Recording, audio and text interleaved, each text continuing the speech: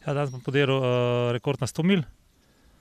Rekord trenutni drži Američan Dan McGee, je pa 3 ure 52 minut pa 49 sekund, to pomeni 41,5 km/h, se pravi, moram pa 1 sekundo hitrejši, najmanj.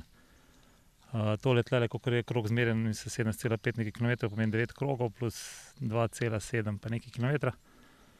Tako da nekaj malo pred 10. Zjutraj bomo videli, no, če je ratalo, bomo videli. Jaz sem zdaj podiral bolj daljše rekorde, teh 100 milj sem bil že na parkrat, ampak sem delal v sklopu 24-urnega rekorda, tako da to je bilo nekje mogoče okoli 40 povprečno, ne. To sem siguren, da se da, z 42 je pa kar precej razlike, ne.